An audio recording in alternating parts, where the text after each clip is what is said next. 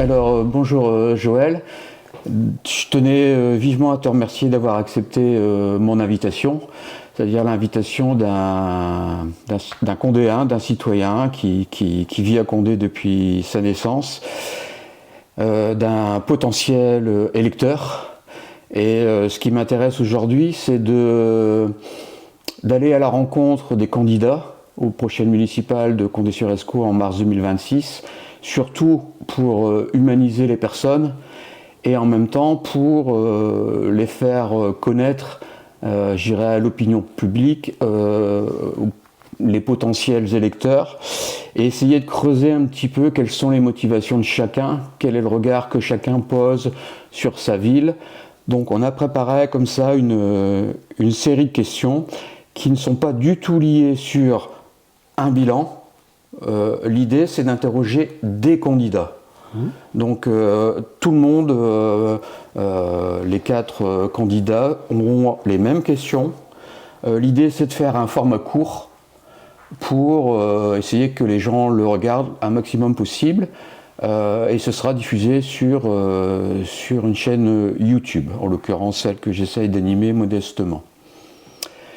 Est-ce que ça te va? Oui, tout d'abord, bonjour Pascal, et puis merci pour ton initiative, qui ne me surprend pas, après tout, après tes antécédents, tout ce que tu as fait professionnellement. Donc tu as toujours été très impliqué au moment des élections, et notamment pour faire en sorte que les électeurs soient présents à ce moment-là, parce que les taux d'abstention sont toujours assez inquiétants. Donc c'est une initiative non surprenante et qui fait plaisir. Donc, puis surtout, ça me fait plaisir de te voir et puis de te voir en forme. Merci Joël. Alors on va attaquer directement les questions. La première d'entre elles, c'est pourquoi veux-tu être maire de Condé-sur-Escaut aujourd'hui? Alors c'est pas forcément que je souhaite être maire.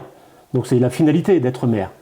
Mais l'important, c'est parce que j'ai envie de m'investir pour les gens. Je l'ai toujours fait au niveau associatif, c'est quelque chose que j'ai au fond de moi, et j'ai envie de donner pour les gens. Alors, pas m'inscrire dans le temps, parce que si on veut être efficace, il faut que ça soit assez rapide, mais j'ai envie de donner, j'ai des idées, j'aime travailler en équipe, j'ai une équipe autour de moi et une équipe qui est en train de s'élargir, et on a envie de donner de notre temps, de notre passion, de notre expérience pour les Condéennes et les Condéens.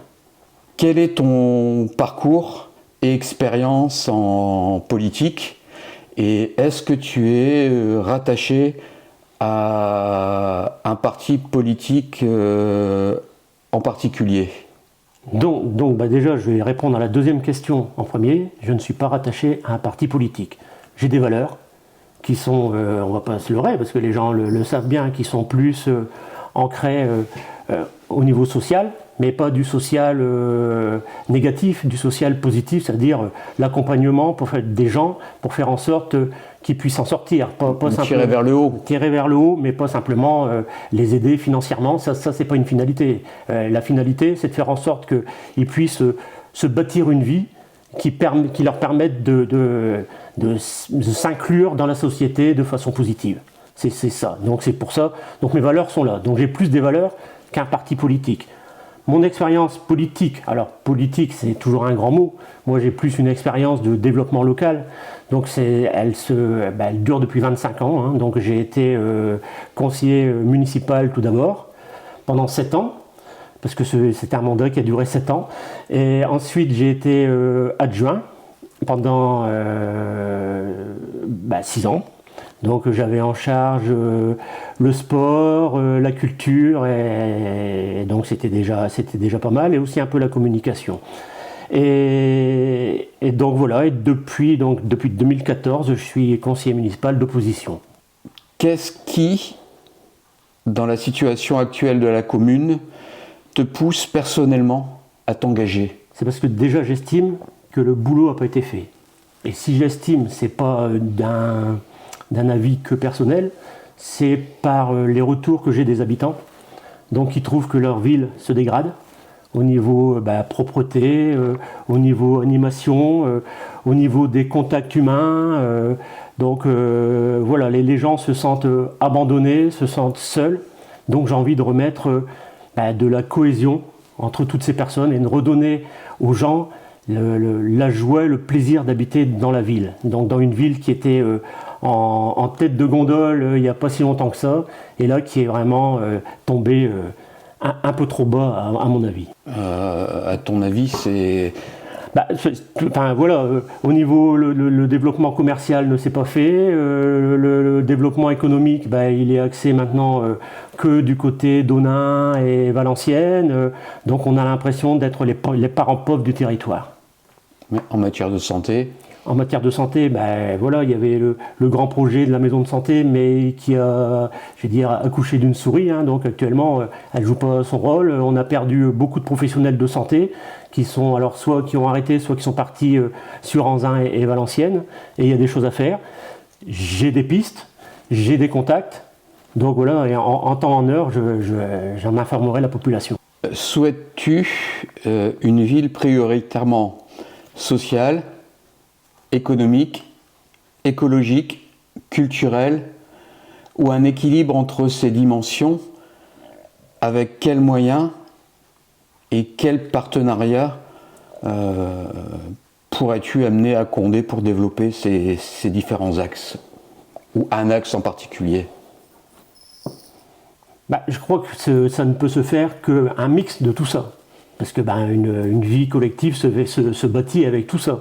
Sachant que au niveau social, on a quand même un gros problème à Condé, on a quand même une population qui s'est paupérisée, notamment dans certains quartiers, donc, parce que certainement il y a eu un manque, parce qu'on a eu des actions nationales qui ont été mises en place il y a une trentaine d'années, qui ont bien fonctionné, tout a été arrêté, donc plus financé par l'État, et on a vu le résultat, parce qu'en fait, une fois qu'une politique sociale est lancée, il ne faut jamais l'arrêter, parce que sinon, après, on repart en arrière. Donc donc il y a des choses à faire à ce niveau-là, parce que ça, c'est une priorité, mais après, tout le reste en découle. Comment être aidé?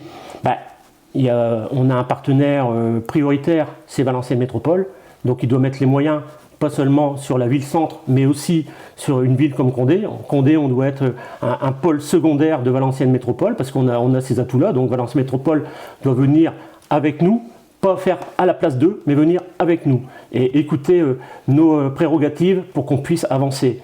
Et ensuite, il y a des choses à faire aussi au niveau transfrontalier, parce qu'il y a de l'argent à aller chercher, et notamment sur le développement culturel. Il faut savoir que là, sur 12 ans, il n'y a aucun projet Interreg qui a été mis en place, alors qu'il y a vraiment du travail à faire. Et j'ai déjà contacté les bourgmestres des communes, notamment de Bernissart et de Perruet, pour travailler dans ce sens-là. Est-ce que tu vas avoir la force de tenir dans un mandat de 6 ans difficile, avec peu de moyens? Il faut le reconnaître, Condé déborde pas de moyens, surtout financiers. Donc est-ce que tu as la force de tenir dans un mandat de 6 ans difficile avec peu de moyens, beaucoup d'attentes et probablement beaucoup de critiques? Ça, je crois qu'il faut être armé contre ça. Je pense que tu l'es comme la plupart des candidats. Et penses-tu aller au bout de tes 6 ans? Les critiques, Pascal, je suis né dedans, donc j'ai connu ça depuis très longtemps, donc ça me fait pas peur, c'est pas le sujet. Tenir 6 ans, j'espère que, comme disait mon grand-père, que Dieu me prêtera vie pour que je puisse tenir les 6 ans, mais bien sûr j'ai cette volonté, je suis déterminé à tenir les 6 ans et à tout mettre en œuvre. Alors ça sera compliqué, certes, mais justement j'ai ouvert mon équipe et je l'ai élargie pour avoir des gens qui sont en capacité de venir m'amener aussi des solutions, parce que professionnellement ils sont engagés dans divers domaines et ils ont eux aussi déjà des portes d'entrée. Donc voilà, et ensuite j'ai un grand avantage par rapport à d'autres. Je connais Valenciennes Métropole par cœur, parce que j'y travaille depuis 24 ans. J'y suis fortement investi, même au niveau des représentants du personnel, et donc je connais bien la maison, et je sais quelle ficelle il faut tirer. Ta priorité, une seule, je vais te demander, absolue, pour la commune à court terme, d'ici 1 an, quelle serait ta priorité à court terme, c'est-à-dire sur 1 an, à mettre en place sur Condé? Compliqué à répondre, parce qu'il y a plein de sujets prioritaires. Déjà, Aujourd'hui, je ne connais pas la situation exacte au niveau des finances et au niveau des projets qui ont été lancés. Si on reprend un sujet prégnant du mandat qui vient de se passer, enfin qui se termine, c'est l'école du centre. Donc l'école du centre n'a pas été construite, a coûté énormément d'argent et va encore coûter énormément d'argent. Donc ça, moi, je voudrais connaître la situation exacte financière. Mais ensuite, cette école, il faudra bien prévoir, alors soit reconstruction de l'ancienne, je ne suis pas pour, soit trouver un endroit pour la faire, mais enfin voilà, il y a une réflexion qui va devoir se mettre en place, et sur la première année de mandat, il va falloir absolument qu'on ait cette réflexion et qu'on ait la solution. Donc ça sera une priorité, c'est en termes d'investissement. En termes de fonctionnement, c'est aussi remettre les services municipaux en ordre de marche pour qu'ils rendent vraiment le service public, parce qu'ils sont là pour rendre le service public efficient et rendre service au public. Donc on va s'atteler à ça dans la première année et même dans les premiers mois du mandat, parce qu'il n'y aura pas, si nous sommes élus, il n'y aura pas de temps de latence. Dès le lendemain, on sera au boulot. Tu en as un peu parlé, mais j'ai quand même posé la question, vu qu'elle est là, mais elle est un peu similaire à la précédente. Quelles mesures concrètes prendras-tu dès le début du mandat? Dès le lendemain, tu prends quoi comme mesure? Et il suit, c'est bien. Dès le lendemain, on lancera un audit financier, justement, pour connaître exactement la situation financière. On s'attachera aussi, et ça c'est un secret pour personne, de faire en sorte de remettre une autre personne à la tête du personnel municipal, parce que y a une personne qui est actuellement là et qui est fortement décriée, et à juste titre, parce qu'il n'a pas notamment joué son rôle humain qu'on doit jouer vis-à-vis du personnel, et ça fait en sorte qu'après, derrière, on arrive à une situation un peu bloquée et beaucoup de conflits et qui ne devraient pas exister dans une commune comme Condé. Donc les premières choses, ça sera ça, et après, à partir de là, on aura une situation plus exacte de l'état de la commune et on pourra après avancer. Et ça, on sera très ouvert vis-à-vis de la population. On donnera tout de suite les chiffres, tout ce qu'on aura eu, on le donnera à la population. Ok, parce que j'ai regardé un peu sur le site de la ville. On ne sait remonter qu'aux délibérations jusqu'en 2023, pas plus loin. Et encore, c'est très technique.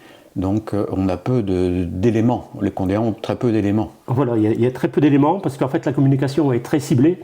Tandis qu'il faut que ça soit beaucoup plus clair que ça, et notamment sur les interventions, parce que dans les comptes rendus, on ne met pas les interventions des différents élus au niveau du conseil municipal. Alors, ça, je vais être clair, les interventions, elles sont surtout de notre groupe, parce que on était les opposants, parce qu'il y a très peu d'interventions dans le groupe majoritaire. Mais voilà, donc ça, c'est des choses, nous, on sera beaucoup plus ouverts là-dessus. On ne fera pas de la communication politicienne, on fera de la communication vis-à-vis de notre population pour que la population soit réellement au courant de ce qui se passe dans sa commune. Quel projet existant à développer ou à créer symbolise le mieux ta vision de la ville? Quelle est la situation financière? Tu as déjà plus ou moins répondu, mais tu dois avoir peut-être quelques éléments quand même. Donc quel projet existant à développer ou à créer symbolise le mieux ta vision de la ville? Et ensuite, quelle est, à ton niveau d'information, la situation financière de la ville?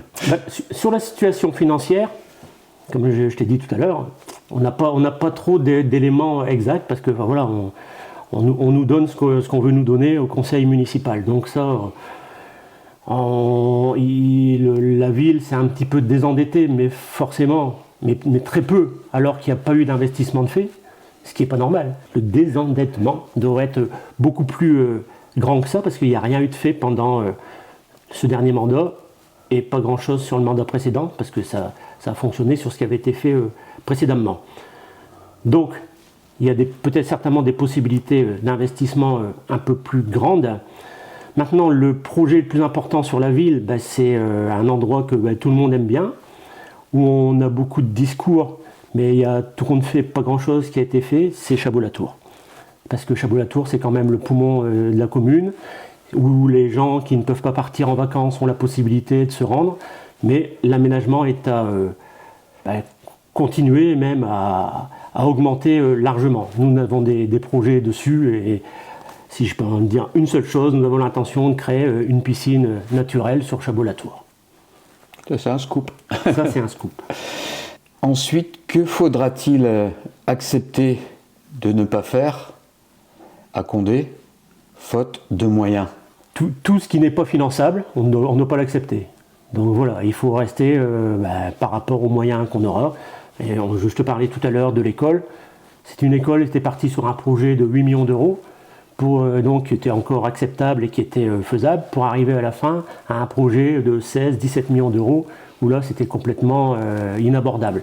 Donc voilà, il faut rester, il faut être cohérent avec les budgets. Et puis à partir de ce moment-là, on respecte les choses, parce que sans augmenter les impôts, sans faire du n'importe quoi, donc il faut rester cohérent avec les finances. Et puis après, ne pas accepter non plus qu'on vienne nous imposer des choses. Et je parlais de Valenciennes Métropole, il faut que Valenciennes Métropole, forcément, c'est un partenaire prioritaire, mais on reste maître dans notre commune, et c'est à nous de donner les lignes directrices à Valenciennes Métropole sur notre commune. Donc il y a des choses, malgré tout, qui ne pourront pas satisfaire tout le monde. Je pense notamment, par exemple, les voiries, des choses comme ça. Les voiries, déjà, il faut phaser. Donc dès le départ, il faut phaser sur les 6 ans de mandat, voire 7 ans, parce qu'on parle qu'il y aura peut-être 7 ans de mandat. Donc voilà, il faut phaser. Mais il faut dire les choses. Il ne faut pas dire on fera n'importe quoi, et puis il ne faut pas faire au petit bonheur la chance et par rapport au clientélisme. Il faut décider dès le départ, on regarde l'état des voiries sur toute la commune, des voiries et des trottoirs sur toute la commune, et on priorise les choses, et on fait un plan sur les 6 ans. Tout ne sera pas fait, mais au moins on a une vue plus objective des choses. En quoi ton expérience te prépare-t-elle à cette fonction? Je suis prêt déjà par mon âge, qui fait que je suis plus posé maintenant, à 59 ans, j'ai connu beaucoup de choses. Par mon expérience d'avoir été dans la majorité, donc j'ai vu comment ça fonctionnait quand on était aux affaires, dans l'opposition, avec une majorité qui nous laissait très peu de place. Donc moi aujourd'hui je le dis, si on est élu, l'opposition aura beaucoup plus de place que nous avons eu sur les 2 mandats qui viennent de se passer. Même si on me dit oui, est-ce que tu vas te venger? Non, il n'y aura pas de vengeance. J'aurais mal à dire aux gens, j'ai critiqué pendant 12 ans le fait de ne pas avoir de droit et pas donner de droit après si je suis élu. Donc ça n'arrivera pas. Et après, donc cette expérience fait que j'ai vu comment ça fonctionnait, j'ai vu où il fallait aller chercher les financements, et puis aussi mon côté professionnel, donc déjà en termes de gestion du personnel, mon côté représentant du personnel, d'un côté, je sais comment on peut faire, parce que moi ça se passe bien du côté où je travaille, donc il n'y a pas de raison que ça ne se passe pas bien à Condé. Donc, et un personnel qui soit heureux de venir travailler sera forcément plus compétent, et aura plus envie de travailler pour les gens, et la population sera forcément plus satisfaite. Donc toute cette expérience-là, je la mettrai au service de la population, et pas simplement pour mon plaisir personnel et pour aller chercher à tel ou tel avantage pour moi. Ouais, ou faire du clientélisme. Voilà. Pourquoi et comment as-tu choisi ton équipe plutôt qu'une autre? Déjà, j'ai eu la volonté de réunir un maximum de personnes. Donc j'ai été chercher les équipes qui s'étaient présentées il y a 6 ans pour avoir une représentation des habitants plus large. Parce que Condé mérite bien que tout le monde soit représenté au niveau du conseil municipal. Ça fonctionne plutôt pas mal. Donc j'ai fait une équipe avec des gens que je ne connaissais pas forcément, je suis en train de bâtir, parce que l'équipe n'est pas encore bâtie, parce que je me laisse jusqu'au bout la possibilité de trouver des talents. Jusqu'au bout, c'est quand? Jusque la fin janvier, parce qu'après on doit déposer les listes pour février. Donc pour me donner la possibilité de ne pas perdre un talent qui serait important pour la ville. Donc où tout le monde sera représenté. Mais ça ne sera pas simplement une équipe d'élus, parce que je souhaite aussi qu'à côté il y ait une équipe de personnes qui soient là aussi derrière pour travailler avec nous, et pas dans des choses un peu artificielles qu'on peut mettre en place, mais des gens qui soient là, la mairie sera ouverte aussi pour eux, pour venir, et puis ils seront capables de me dire Joël, attention, ce que tu fais c'est pas bien, et moi je suis capable de l'entendre, parce que c'est important d'avoir cette base qui te donne toujours d'avoir une expertise un peu extérieure, voilà, même si les gens ne sont pas élus. Voilà, ne pas simplement voir les élus qui ont la tête dans le guidon et puis qui essayent d'avancer ou qui avancent parfois dans le mauvais chemin pour après arriver dans une voie sans issue. Moi, je ne veux pas qu'on ait de voie sans issue. Moi, je veux qu'on trouve toutes les issues possibles. Et c'est pour ça qu'il faudra du monde à côté. Donc, il y aura forcément une équipe d'élus parce que ça, c'est l'obligation. Mais après, il y aura des gens à côté qui auront la même écoute que les élus, de ma part. Donc ça, c'est une certitude parce que j'ai envie qu'on avance tous ensemble. Et toute cette expertise permettra d'avancer. Et c'est comme ça que je bâtis mon équipe. Je veux avoir des compétences parce que j'en ai marre d'avoir autour d'une table d'un conseil municipal, par exemple, des gens qui disent oui, amen, puis après vont critiquer derrière. Faut qu'ils lèvent le bras voilà. quand il faut voter. Donc ça pour moi, c'est pas... Moi, je veux du débat. Parce que c'est important, le débat. Pourquoi et comment as-tu choisi ton équipe plutôt qu'une autre ? Tu as en partie répondu, donc... J'aurais pu choisir tout le monde. J'ai même ouvert des portes à des personnes qui sont candidats ou candidates aujourd'hui. Donc voilà, donc j'étais pas fermé justement parce que moi, je viens du monde associatif, hein, donc. Ouais, parce qu'en plus là, 4 listes, ça fait beaucoup. Voilà, donc ça fait presque le jeu aussi du maire en place. Du maire sortant. Donc, du maire sortant. Voilà, donc surtout qu'il y a des sortants aussi qui partent. Donc voilà. Donc moi j'avais ouvert les portes. Donc après les gens qui ont voulu venir avec moi j'ai pour réputation, et je crois que c'est une réalité, d'être quelqu'un qui travaille. D'ailleurs, j'ai toujours travaillé avec des équipes et ces équipes-là existent toujours. Les gens qui sont avec moi sont encore avec moi au bout de 12 ans et même plus. Hein. Donc c'est parce que j'ai jamais la vérité absolue. Je travaille j'écoute tout le monde. Si je veux toujours qu'on tombe sur un avis majoritaire ensemble et tout, parce que j'aime bien travailler avec les gens. J'aime les gens, donc voilà, je veux travailler comme ça. Donc moi, j'aurais pu travailler avec n'importe quelle équipe. Le tout, c'est de vouloir travailler sur un projet et pas venir travailler pour soi. Moi, je ne peux pas entendre dire oui, je viens parce que j'ai jamais rien eu, je veux ça. Non, moi, je ne viens pas chercher une indemnité. Moi, pour tout dire, moi, je serais que maire. Je ne serais rien d'autre à côté. Je n'irais pas chercher d'indemnité. Donc voilà, c'est parce que moi, je veux vraiment donner tout ce que j'ai. Et puis, comme j'arrive près des 60 ans, si je peux faire une retraite anticipée, je ferai une retraite anticipée pour me donner entièrement pour les Condéens, donner de mon temps entier pour les Condéens. En quoi ton équipe ressemble-t-elle, je veux dire sur un plan représentativité, à la population de Condé ? Déjà, les gens sont issus de tous les quartiers, donc déjà ils représentent déjà les quartiers, donc c'est déjà la population. Ensuite, j'ai un regret. J'ai pas assez de jeunes, mais vraiment, parce que voilà, il leur manque cette envie, parce que je suis allé en chercher, où ils veulent bien venir, mais ils n'auront pas assez de temps, pas assez de ceci, pas de... Donc voilà, Tu sens quand même la jeunesse motivée encore par la politique ou pas ?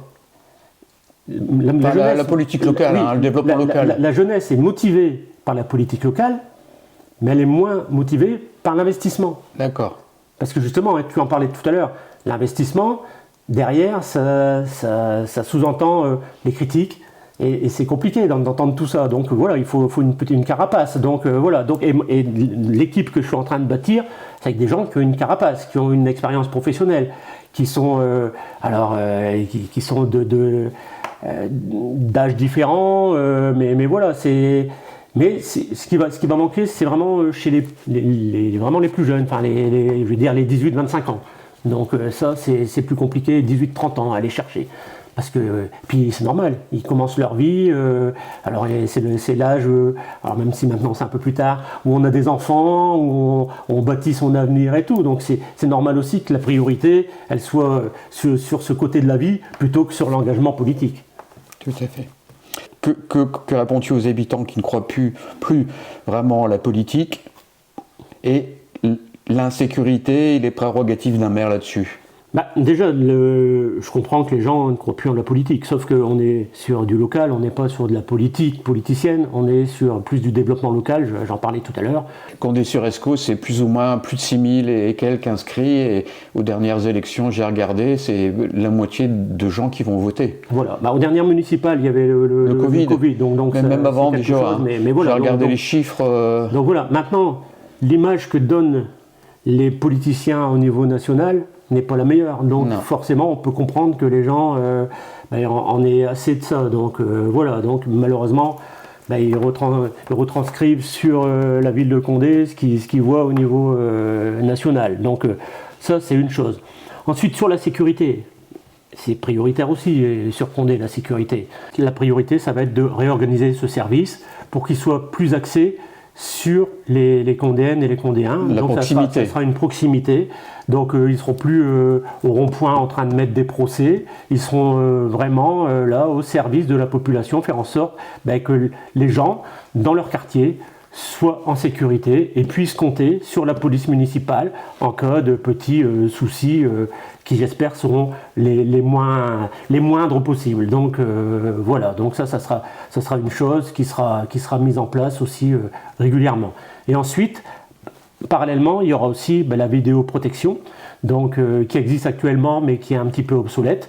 Donc il y aura une augmentation des caméras sur le territoire, mais pas simplement au centre-ville, mais aussi sur tous les quartiers, pour donner ce sentiment de sécurité à la population et pouvoir l'utiliser au cas où, mais j'espère qu'on l'utilisera le moins possible et qu'il y aura de moins en moins de méfaits. Ensuite, qu'envisages-tu de bâtir et sous quel type de collaboration avec Valenciennes Métropole? Je sais que tu connais bien. Oui, donc Valenciennes Métropole, je connais bien. Donc, dès le départ, j'irai rencontrer le directeur général des services pour lui parler du projet que mon équipe aura pour Condé, et puis dès le départ, lui donner les priorités qu'on aura dégagées, et puis voir comment Valenciennes Métropole pourra nous accompagner. Ensuite, je connais bien mes collègues qui sont tous des gens avec beaucoup de compétences, et notamment dans le domaine de développement économique, de cohésion sociale et tout. Et j'irai aussi les rencontrer pour voir comment on peut travailler en bonne intelligence, parce que voilà, ça sera un travail en commun. Ça sera pas, on ne délèguera pas à Valenciennes Métropole, c'est Valenciennes Métropole viendra travailler avec nous. Quel type de projet pourrait être mis en place avec Valenciennes Métropole, par exemple? Sur une réflexion sur le développement économique, voir comment on peut faire en sorte qu'il y ait une implantation économique sur Condé. Alors certes, il n'y a pas beaucoup de terrain, hormis à la sortie de Condé où il y avait la zone du parc, mais je ne sais pas où on en est aujourd'hui. C'est une zone qui est sur Fresnes et Condé, mais il y a certainement d'autres choses, et c'est des choses qu'on peut discuter avec eux. Après, en termes de cohésion sociale, on a toujours ces fiches de contrats de ville et compagnie, c'est voir comment on peut les faire évoluer. Pour, s'il y a encore de la paupérisation actuellement, c'est que tout n'est pas efficace. Donc d'être beaucoup plus efficace sur le terrain et pas simplement être efficace sur le papier. Donc c'est ça, et ça, c'est en travaillant avec Valenciennes Métropole, mais pas en laissant faire, qu'on arrivera à faire avancer les choses. Quels sont pour toi les 3 piliers essentiels de tes intentions, de ton projet municipal, on va quand même l'appeler projet, tes intentions, les 3 piliers donc, et quelle place accorderas-tu aux habitants dans la construction et l'évaluation de ce projet? Donc on en parlait, c'est la sécurité, donc ça c'est un axe prioritaire, parce qu'on ne peut pas vivre sereinement dans une commune sans être en sécurité. Donc ensuite, développement commercial, parce que Condé était une ville avec un commerce qui était très actif. Ça a malheureusement diminué un peu, sachant qu'on arrive quand même à encore garder du commerce qui est très attractif. Donc travailler avec l'ensemble des commerçants pour voir comment on peut faire avancer les choses à ce niveau-là, mettre les moyens financiers pour attirer de nouveaux commerces, mais aussi permettre aux commerçants actuels de pouvoir rénover non seulement leur commerce et puis avoir de nouvelles perspectives. Donc ça, c'est un deuxième axe. Et puis après, tout le côté enfance, jeunesse, personnes âgées. Tout ça, c'est le côté lié plus ou moins souvent pour les personnes âgées au CCAS, pour les plus jeunes au service jeunesse, mais arriver à trouver les moyens. J'ai déjà pas mal d'actions à proposer, donc tout ça, ça sera prioritaire. Alors comment faire travailler les gens avec nous?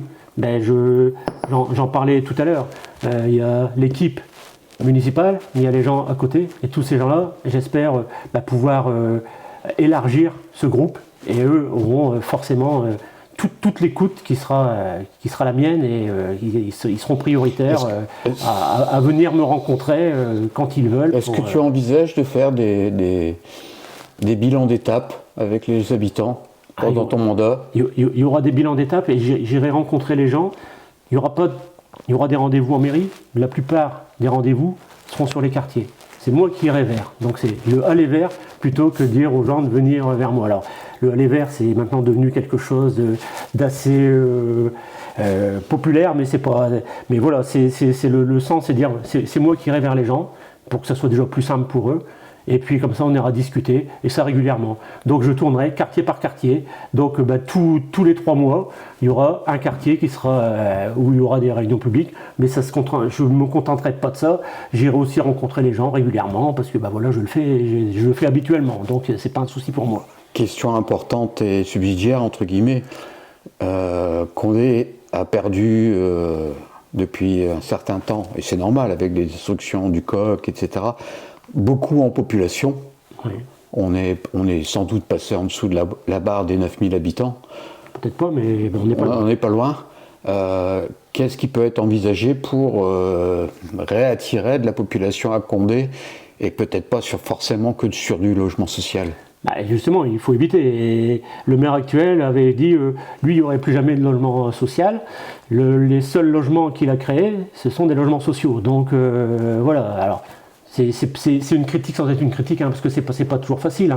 Sauf qu'on avait du terrain, notamment sur l'ancien lycée, où on a créé une pseudo-forêt artificielle, là, alors que là, c'était du terrain où on aurait pu faire un lotissement super bien placé, près des établissements scolaires et des établissements sportifs. Donc il y aura une réflexion à avoir là-dessus. Est-ce que cette forêt mérite de rester là ou pas? Donc voilà, et alors sans que ça aille à l'encontre du développement écologique de la ville, parce que je crois qu'au niveau de la ville, on n'a pas de leçons à recevoir de personne avec tout ce qui a déjà été fait, et notamment avec le développement de Chabot-la-Tour. C'est quand même, on a la Chabot-la-Tour, on a la forêt, donc à un moment, il faut aussi qu'on pense à accueillir de la population, donc on va aller chercher des terrains. Moi je ne connais pas aujourd'hui le potentiel à ce niveau-là de terrain disponible et tout, mais on ira chercher, on trouvera le moyen d'attirer des agences qui viendront nous aider pour cela. Et on pourra aussi s'appuyer sur Valenciennes Métropole qui a aussi un service d'urbanisme en capacité de nous accompagner là-dessus. Dernière question avant 2 questions mystères. Je vais appeler ça comme ça, je trouvais ça rigolo. Et chaque candidat aura ses 2 questions mystères. Si tu devais résumer en une phrase ce que ton équipe apportera concrètement à Condé-sur-Escaut, quelle serait cette phrase? Mon équipe apportera de la disponibilité, de la compétence et la détermination pour aider les gens. Ça, c'est important. Et ça ne sera pas des gens qui... Je vais veiller à ça. Ça ne sera pas des gens qui viendront chercher un avantage personnel. Donc ça, c'est important parce que il faut arrêter de dire aux gens on est là pour eux alors que tout le monde fait on est là pour soi. Et non, moi je veux vraiment des gens qui soient là pour les gens, parce que les gens de Condé, et notamment une grande partie, souffrent, et ces gens-là, ils méritent de ne plus souffrir et de vivre comme il se doit à Condé, dans cette belle ville de Condé, où des choses ont été mises en place. Alors je suis désolé, mais il faut aussi que j'en parle. Je pense à mon grand-père et à mon père, qui se sont investis, qui ont donné beaucoup d'eux-mêmes pour la ville. Et aujourd'hui, ils ne sont plus là, et les gens de Condé le remarquent et savent ô combien ils se sont investis, ils ont fait avancer la ville. J'ai un exemple à prendre, par exemple, c'était la Selcosa. Et on avait quand même une usine qui était quand même qui polluait beaucoup et tout. Quand la Selcosa a été abattue, on s'est dit ouais, ça y est, c'est mort, on n'aura plus rien. Et il y a quand même quelqu'un qui s'est battu pour faire en sorte, alors c'est peut-être pas la panacée d'avoir un supermarché, mais au moins cette zone a été sauvée. Et plutôt que d'avoir une friche qui dure pendant des années, comme c'est arrivé dans beaucoup de communes, nous, on a eu rapidement un nouveau projet de développement économique, parce que cette zone commerciale permet quand même à pas mal de Condéens et de personnes du pays de Condé de travailler. Donc voilà. Tu me permets là, sans le savoir, de faire les liaisons avec les deux questions mystères que j'aimerais te poser. La première, c'est te montrer cette image, tu viens d'en parler. C'est une image de toi et de ton père, il y a 11 ans. Vous faisiez la une de TF1 et de France Info. Et la question est relativement simple. C'est est-ce que aujourd'hui, 11 ans plus tard, en voyant cette photo, s'appelait Bois, 11 ans après la perte de la mairie en 2014, est-ce un avantage ou encore un handicap selon toi? C'est une fierté. C'est tout. Voilà. Je suis fier d'où je viens, comme tout le monde doit être fier d'où il vient. Et voilà, après les critiques qui sont venues, elles viennent souvent plus de personnes qui sont parfois dans la même situation. J'ai la chance de pouvoir aller en vacances parce que j'ai de la famille là-bas dans le Var. Et la plupart des communes sont gérées comme ça de père en fils. Mais alors c'est pas parce que c'est pas de père en fils, c'est parce qu'il y a la passion qui est donnée. Il y a mon papa qui est décédé il n'y a pas longtemps. Et à l'enterrement, c'est ma soeur qui a pris la parole et qui a dit voilà, mon papa est décédé, il y a eu une fille, un garçon, il était enseignant, la fille est devenue enseignante, il était engagé au niveau de la politique locale et son garçon est engagé au niveau de la politique locale. Donc voilà, on a souvent, le fils du boucher devient souvent boucher, le fils d'un comédien devient souvent comédien, donc c'est comme ça. Mais alors, je ne veux pas m'arrêter qu'à ça, mais après derrière, j'ai aussi appris à faire les choses.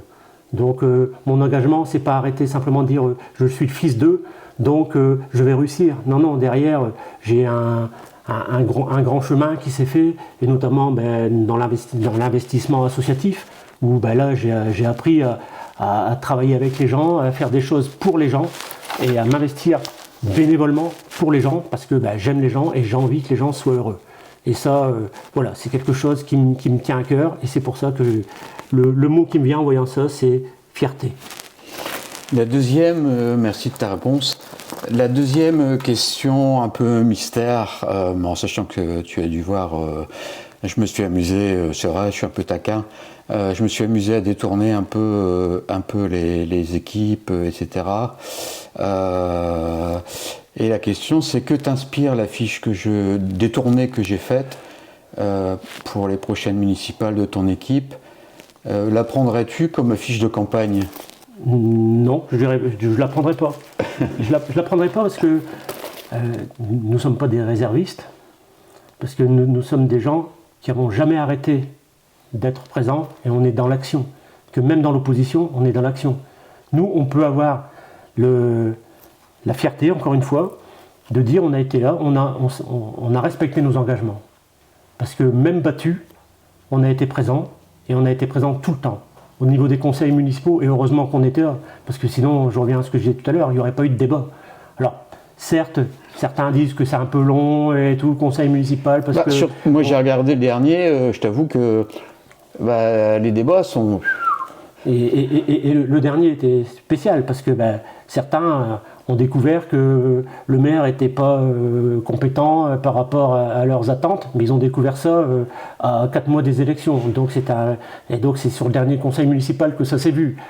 Et on en parlait aussi tout à l'heure, de critiquer après le conseil, c'est bien, mais c'est pendant le conseil qu'il faut dire les choses. Parce que sinon après c'est trop tard, après les gens l'entendent plus. Et après c'est tout, une fois que c'est fait, c'est fait. Donc nous, non, on n'est pas des réservistes. Nous, on est des gens dans l'action depuis, alors non seulement, si je prends mon cas personnel, avant d'avoir été battu, mais aussi depuis que j'ai été battu. Et on a été battu, mais si on prend les résultats, nous sommes deux oppositions, Et aujourd'hui, la deuxième opposition, hormis le chef de file qui avait quitté le navire et qui se retrouve sur une autre liste, mais cette deuxième opposition travaille dans mon équipe, donc on est ensemble. Et avec les deux oppositions, on avait plus d'électeurs que le maire actuel. Donc si on comptait au conseil municipal, il était en minorité vis-à-vis de nombre d'électeurs. Donc voilà, donc c'est des choses. Donc non, on n'a pas, non, donc je prendrais pas les réservistes. J'aime bien l'idée, hein, mais non, on n'est pas des réservistes parce que nous, on était dans l'action. Et vous avez toujours été présent pendant toute cette mandature. Tout le temps. Et la mandature d'avant. Et ça, c'est forcément vérifiable pour les Condéens. Ah, les Condéens peuvent vérifier, oui. Ok. Bien, ben Joël, je te remercie vivement. J'espère que tu as apprécié cet entretien. C'était très bien. En tout cas, moi, c'était un exercice aussi pour moi nouveau. J'ai jamais fait ce genre de choses. Je suis pas journaliste, comme je l'ai dit. Je fais partie d'aucun parti. Je suis l'actualité locale depuis longtemps. Forcément, ça m'intéresse. Ça a toujours été un petit peu ma tasse de thé. Et l'objet pour moi, ça a toujours été d'être dans... On parle souvent d'éducation citoyenne, et moi j'ai baigné dans l'éducation populaire.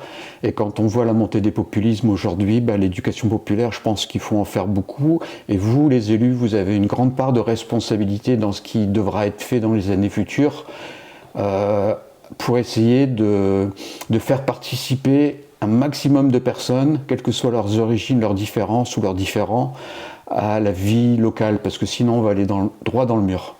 Eh bien Pascal, mais moi je vais te dire aussi, et j'espère qu'on sera élu, alors encore une fois, pas pour moi, mais pour les gens.